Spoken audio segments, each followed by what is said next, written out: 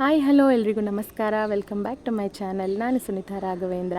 Already ತಮ್ಮನೇಲಲ್ಲಿ ನೋಡಿರ್ತೀರ, ಇದು ಗಣೇಶ ಹಬ್ಬದ ದಿನದ ವ್ಲಾಗ್ ಆಗಿರುತ್ತೆ. ಹಾಗೆ ಕಾಮಧೇನು ಟ್ರೇಡರ್ಸ್ ಓಪನಿಂಗ್ ಸೆರೆಮನಿ ಕೂಡ ಆಗಿರುತ್ತೆ. ಸೊ ಏನದು ಕಾಮಧೇನು ಟ್ರೇಡರ್ಸ್ ಅದನ್ನ ಮುಂದೆ ಹೋಗ್ತಾ ಹೇಳ್ತೀನಿ.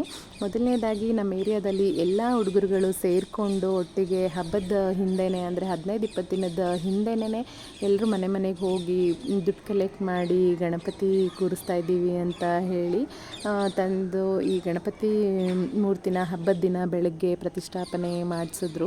ಸೊ ಹುಡುಗರುಗಳಿಗೆ ಅದರಲ್ಲಿ ಗಣೇಶ ಹಬ್ಬ ತುಂಬಾ ಖುಷಿ ಕೊಡುವಂತಹ ಹಬ್ಬ ಆಗಿರುತ್ತೆ ಅಲ್ವಾ. ಮನೆ ಮನೆಗೆ ಹೋಗಿ ಆಂಟಿ ನಾವು ಗಣೇಶ ಕೂರಿಸ್ತಾ ಇದ್ದೀವಿ, ಅಂಕಲ್ ಗಣೇಶ ಕೂರಿಸ್ತಾ ಇದ್ದೀವಿ, ದುಡ್ಡು ಕೊಡಿ ಅಂತ ಕೇಳೋದ್ರಲ್ಲಿ ಏನೋ ಒಂಥರ ಮಜಾ.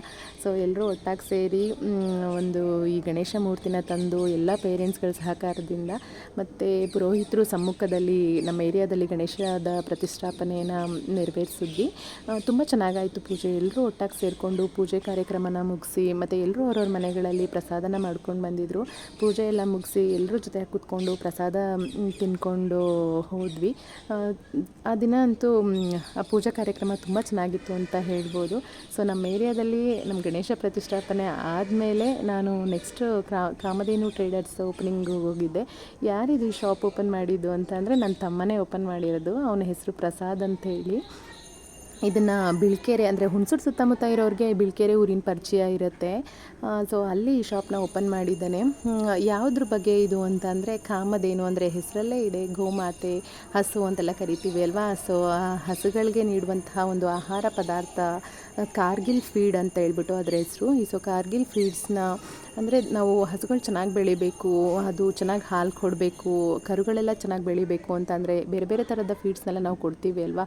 ಸೊ ಈ ಕಾರ್ಗಿಲ್ ಫೀಡ್ಸಲ್ಲಿ ಎಲ್ಲ ಪೌಷ್ಟಿಕಾಂಶನೂ ಇದು ಒಂದರಲ್ಲೇ ಇದೆ. ಹಾಗಾಗಿ ನಾವು ಹಸುಗಳು ಚೆನ್ನಾಗಿ ಸಾಕ್ಬೋದು. ಹಾಗೆ ಹಾಲು ಚೆನ್ನಾಗಿ ಕೊಡುತ್ತೆ, ಕರುಗಳು ಕೂಡ ಚೆನ್ನಾಗಿ ಪೌಷ್ಟಿಕಾಂಶದಿಂದ ಬೆಳೆಯುತ್ತೆ. ಅಂಥದ್ದೊಂದು ಈ ಕಾರ್ಗಿಲ್ ಫೀಡ್ಸ್ ಅಷ್ಟೊಂದು ಒಂದು ಯೂಸ್ಫುಲ್ ಆದಂಥ ಒಂದು ಆಹಾರ ಪದಾರ್ಥ ಆಗಿದೆ. ಹೇಗೆ ಹೇಳ್ತಿದ್ದೀನಿ ಅಂತ ಅಂದರೆ ನಾವು ಮೂಲತಃ ನಮ್ಮದೊಂದು ರೈತ ಕುಟುಂಬ. ಅಂದರೆ ನನ್ನ ತಂದೆ ಮನೆಯಲ್ಲಿ ತುಂಬ ಒಂದು ಮಿನಿ ಗೋಶಾಲೆ ಅಂತಲೇ ಹೇಳ್ಬೋದು. ಹಸುಗಳು, ಕರುಗಳು ಎಲ್ಲನೂ ಸಾಕಿದ್ವಿ.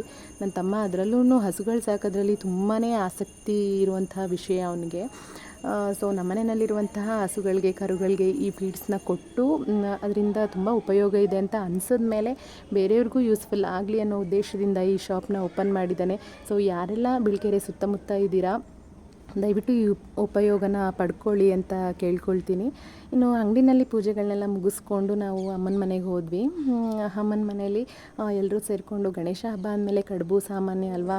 ಸೊ ಕಡುಬು ಮತ್ತು ಬಿಸಿಬೇಳೆಭಾತು, ಪಲ್ಯ, ಅನ್ನ, ಸಾಂಬಾರು ಮತ್ತು ಒಬ್ಬಟ್ಟು, ಇನ್ನು ಕೋಸಂಬರಿ, ಪಾಯಸ, ವಡೆ ಎಲ್ಲ ಮಾಡಿದರು. ಹಾಗೆ ನೈವೇದ್ಯಕ್ಕೆ ಕೇಸರಿಭಾತ್ ಕೂಡ ಮಾಡಿದರು. ಇನ್ನು ಗೌರಿ ಹಬ್ಬದ ದಿನ ಹೋಗಬೇಕಿತ್ತು, ಆದರೆ ಗೌರಿ ಹಬ್ಬದ ದಿನ ನಮ್ಮ ಮನೆಯಲ್ಲಿ ಪೂಜೆ ಇದ್ದಿದ್ದರಿಂದ ಹೋಗೋಕ್ಕೆ ಸಾಧ್ಯ ಆಗಲಿಲ್ಲ. ಹಾಗಾಗಿ ಅಮ್ಮ ಶಾವ್ಗೆನ, ನಮಗೆಲ್ರಿಗೂ ಶಾವಿಗೆ ಇಷ್ಟ ಅಂತ ಹೇಳಿಬಿಟ್ಟು ಶಾವಿಗೆ, ಕಾಯಿ ಹಾಲು, ಎಳ್ಳುಳ್ಳಿ ಮಿಕ್ಸ್ ಮಾಡ್ಕೊಂಡ್ರೆ ಚೆನ್ನಾಗಿರುತ್ತೆ ಅಲ್ವಾ. ಹಾಗಾಗಿ ಅದನ್ನು ಕೂಡ ಮಾಡಿದರು.